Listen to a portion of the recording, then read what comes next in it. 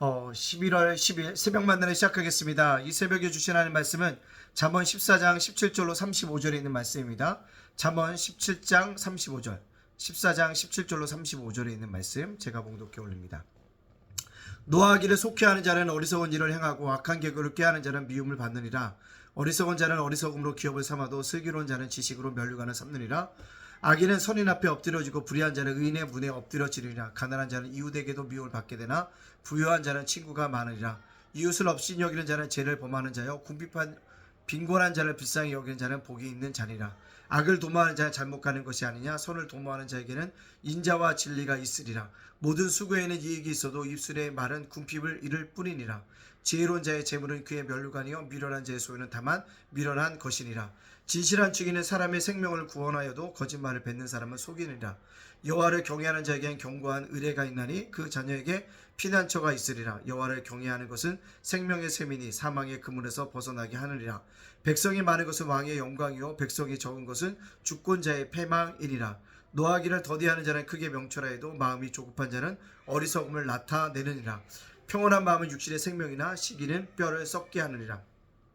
가난한 사람을 학대하는 자는 그를 지으신 이를 멸시하는 자요 궁핍한 사람을 불쌍히 여기는 자는 주를 공경하는 자니라. 악인은 그의 환난에 엎드려져도 의인은 그의 죽음에도 소망이 있느니라. 지혜는 명철한 자의 마음에 머물거니와 미련한 자의 속에 있는 것은 나타나느니라. 공의는 나라를 영화롭게 하고 죄는 백성을 욕되게 하느니라. 슬기롭게 행하는 신하는 왕에게 은총을 입고 욕을 끼치는 신하는 그의 진노를 당하느니라. 아멘. 오늘도 새벽 만나라 싸울 수 있도록 허락하신 하나님께 감사하고요. 오늘도 말씀으로 하루 열어가는 여러분들을 주님의 이름으로 축복합니다. 오늘 말씀 속에 보면 지혜자란 누굴까라고 얘기합니다. 첫째는요, 분노하지 않는 자가 지혜자라고 얘기합니다. 성내지 않는 자, 노하기를 더디하는 자라고 얘기합니다. 또 누가 지혜자냐? 이웃을 멸시하지 않는 자라고 얘기하고 있습니다. 결국 분노하고 이웃을 무시하는 자는 미움을 받게 되어질 것이라고 얘기하고 있다는 것입니다. 여러분, 우리가 이 땅을 살아가는 동안에 분노하거나 이웃을 미워하지 않을 수 있도록 깨어 있을 수 있는 그런 믿음의 백성으로 살아갈 수 있기를 상당히 원합니다. 제가 왜 상당히 원한다고 했을까요? 어렵기 때문에 그렇습니다. 이웃을 사랑하는 게 쉽습니까? 아니에요. 나를 좋아하는 이웃은 내가 잘 섬길 수 있어요. 근데 나를 싫어하는 거, 티를 팍팍 내는 사람들 사랑하기가 어렵습니다. 그때 분노하지 않도록, 미워하지 않도록 우리의 마음의 중심을 주님께 온전히 의탁할 수 있기를 원합니다. 내가 한다고 할 수 있는 게 아니에요. 내 마음을 주님께 의탁할 때 일어날 수 있다는 거죠. 두 번째로요, 지혜자는 누구냐? 하나님을 경외하는 자라라고 얘기합니다. 그래서 하나님을 경외하는 자에게 하나님을 경외하는 것은 이라고 얘기하고 있습니다. 그건 뭐냐? 하나님을 경외하는 자가 왜 지혜로냐? 견고한 의뢰를 하기 때문에 피난처를 알고 있기 때문이다 라고 말하고 있습니다. 또 한 가지, 생명의 근원을 얻기 때문이다 라고 우리에게 말씀하고 있습니다. 그렇습니다. 우리가 이 땅을 살아도 하나님을 경외한다는 것, 두렵고 떨리는 마음으로 주님을 바라볼 때 그러한 은혜가 우리 속에 있게 되어줄 줄 믿습니다. 오늘을 살아가는 저와 여러분들이 지혜자로서 살아갈 수 있기를 원합니다. 그렇다면 하나님을 경외하는 자가 되어지기를 간절히 원합니다. 세 번째로, 지혜자는 누구라고 합니까? 공의를 추구하는 자고 죄를 멀리하는 자라고 얘기하고 있습니다. 공의를 추구하는 것입니다. 나라는 공의가 있어야 한다는 거죠. 정의가 세워져야 한다는 것입니다. 그것이 이 땅 속에서 살아가야 될 우리들의 숙제라는 것입니다.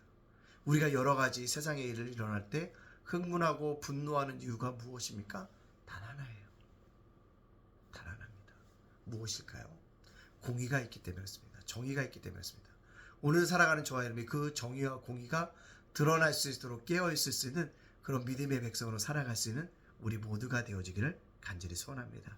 자, 그렇다면 오늘 우리에게 주셨던 말씀처럼 오늘 이 말씀을 저와 여러분에게 적용시켜보면 어떨까요? 저는 오늘 첫 번째 내 적용은 분노를 조절해야겠다는 겁니다. 그럼 어떻게 분노를 조절할 수 있을까? 내가 조절한다고 할 수 있을까? 아니라는 거죠.